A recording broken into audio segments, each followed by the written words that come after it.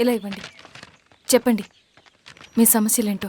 పేరు తలుపుల వీరాంజనేయులు, ఉన్నది 3 ఎకరాల పొలం. చిన్నుపాటి ధనుంజయరావు అనే మహానుభావుడు అందులో 2.5 ఎకరాల భూమిని తన పేరు మీద రాయించుకున్నాడు. అడిగితే నీ దిక్కున్న చోటు చెప్పుకోమన్నాడు. దిక్కులేనాడు కాబట్టి 1/2 ఎకరం భూమి మీదే పెద్ద కుటుంబాన్ని నెట్టుకొస్తున్నాడు. అవునమ్మగారు, ఆ పొలం ఎలాగైనా తిరిగిపించేయండి అమ్మగారు. ఆ పొలం కోసం 3 సంవత్సరాల నుంచి తిరుగుతున్నాను అమ్మగారు. వీరబాబు, వీళ్ళందరి దగ్గర కలెక్ట్ చేసుకో. మేడం, దాదాపుగా ఇక్కడ ఉన్న వాళ్ళందరి పరిస్థితులు ఇవే. వీళ్ళ సమస్యలు పరిష్కారం కావాలంటే మాట్లాడాల్సింది వీళ్ళతో కాదు మేడం, మన ఊరి పెద్ద మనుషులతో. ఇందు మూలంగా 50 మంది గ్రామ ప్రజలకి తెలియజేయదేవనగా శ్రీరామగిరి గ్రామ పంచాయతీ మోతుబడి రైతులు, సన్న చిన్నకారు రైతులందరూ రేపు ఉదయం 10 గంటలకి ఎంఆర్ఓ ఆఫీస్ దగ్గరికి రావాలా.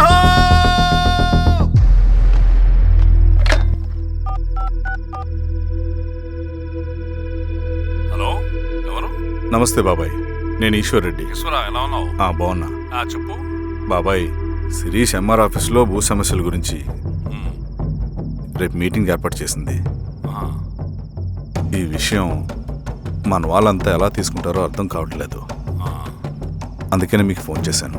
శిరీష్ చెప్పింది చేయండి, అదే మనకి కలిసి వస్తుంది. సరే బాబాయ్, ఉంటాను.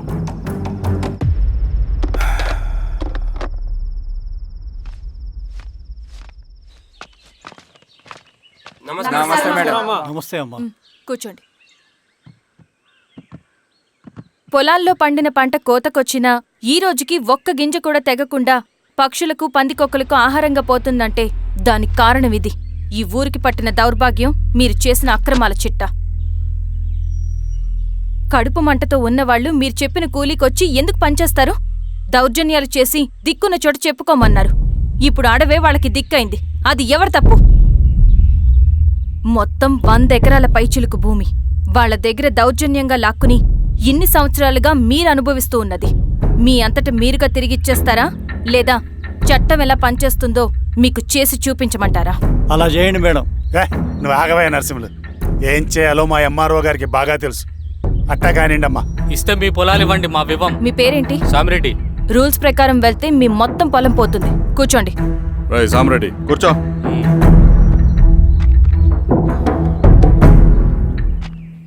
ఏమ్మా, సంతోషమేగా? మరీ నువ్వు అనుకున్నంత చెడ్డవాళ్ళేం కదమ్మా మనోళ్ళు.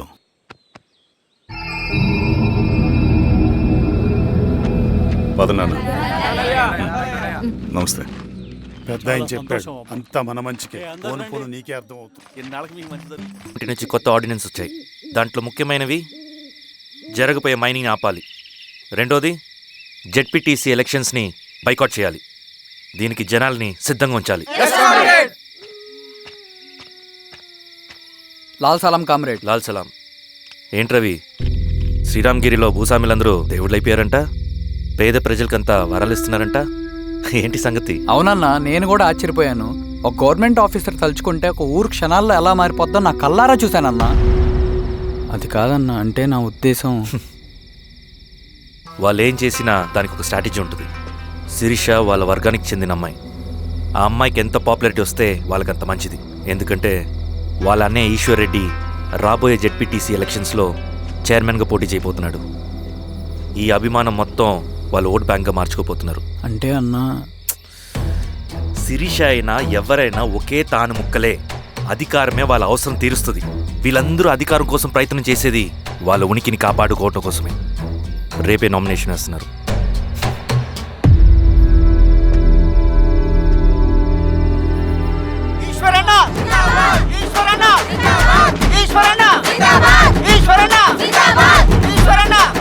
గారు, మీ సపోర్ట్ మాకు కావాలి. స్వామి. అయ్యా, మీ అన్నయ్య గారు ఎలక్షన్ నిలబడుతున్నారమ్మా. అవును. అయితే మా ఓట్లన్నీ మీ అన్నయ్య గారికేనమ్మా. వాళ్ళు ఏం చేసినా దానికి ఒక స్ట్రాటజీ ఉంటుంది. అమ్మాయి గారు, సంజీవ్ రెడ్డి గారు వస్తున్నారంట. మధ్యాహ్నం భోజనానికి అన్నయ్య గారు ఇంటికి వచ్చి ఉన్నారమ్మా. అవునా? సరే సరే అమ్మ.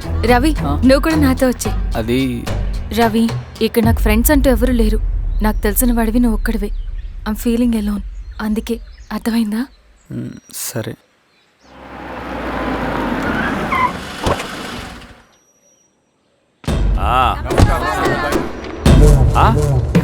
ఈశ్వరా, బాగున్నావా? నమస్తే చెన్నారెడ్డి. నమస్తే.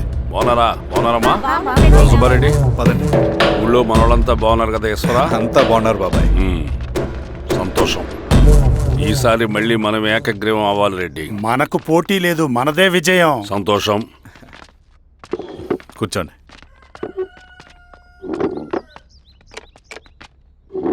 మీరందరూ లోపలికి వెళ్ళి భోంచేయండి. అలాగే అన్న. ఆ రైతు కూలి సమస్యలు ఎంతవరకు వచ్చినాయి? మాట్లాడుతున్నాం బాబాయ్, దాని గురించి మీరేం వరి అవ్వట్లేదు. బాబాయ్ ఆ, నమస్కారం. రండి రండి. ఎంఆర్ఓ శిరీషారెడ్డి గారు. శిరీష రెడ్డా? ఆ, శిరీష అనే పిలవచ్చుగా. అమ్మమ్మ, పులికి పంచాలాగా సింహానికి చూలాగా అది మన ఐడెంటిటీ, అదంతా ఉండాలి. సరే బాబాయ్, నేను ఫ్రెష్ అయ్యేస్తాను, మీరు కానివ్వండి. ఆ, అయినా ఈ కాలం చదువుకున్న ఆడపిల్లలతో మాట్లాడటం చాలా కష్టం. చుట్టుపక్కల శిరీషుకున్న ఇమేజ్ మనకి చాలా మంచి అయింది ఈశ్వర. నేను అడగకముందే పార్టీ హైకమాండ్ సర్వే చేయించి నీకే ఫేవర్గా ఉండడం వల్ల టికెట్ ఇచ్చింది.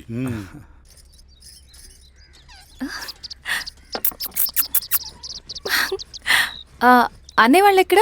బయటికి వెళ్ళారమ్మా. ఓ, బయటికి వెళ్ళారా? రవిని పిలు. అలాగే. మేడం. రవి రా రా రా, కూర్చో. పర్లేదు మేడం. మేడం ఏంటి, శిరీషానే పిలవచ్చుగా. అది కాదండి, ఎవరైనా కూర్చో. చూస్తే. కూర్చోవయ్యా. ఇది ఆఫీస్ కాదు రవి, మా ఇల్లు. వడ్డించు. సరే అమ్మా. రవి, ఆ, అడవిలో నక్సల్స్ ఎక్కడుంటారో తెలుసా నీకు? ఏంటి శిరీష? అడవిలో నక్సల్స్ ఎక్కడుంటారో తెలుసా నీకు? ఎందుకు శిరీష గారు? తెలుసా తెలీదా? నాకెలా తెలుస్తుందండి? చూచాయిగా ఆయన తెలీదా? సరే, ఎక్కడుంటారో నాకు ఐడియా ఉంది. సాయంత్రం ఇద్దరం కలిసి వెళ్దాం. అది కాదండి. నువ్వు వస్తున్నావు అంతే, తిను. ఇది ఎక్కడ కూడా రా బాబు. సడన్ గా నక్సల్స్ అంటుంది, అడువంటుంది. కొంప తీసి నా మీద ఏమైనా అనుమానం వచ్చిందే ఏంటి? రవి, ఇక్కడే ఆపొకసారి. ఎందుకు ఇప్పుడు ఈ టైంలో అడ్వెంచర్లు?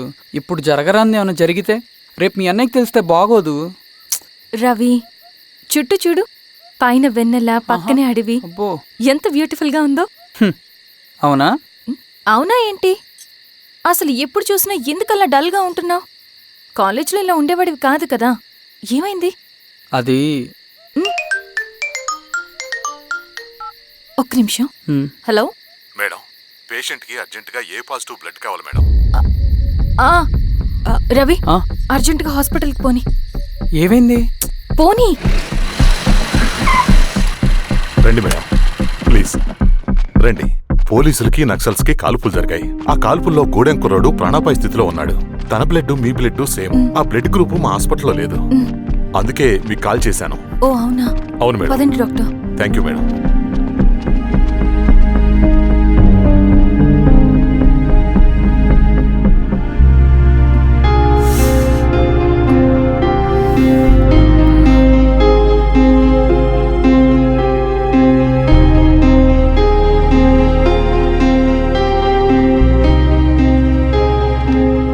Thank you madam.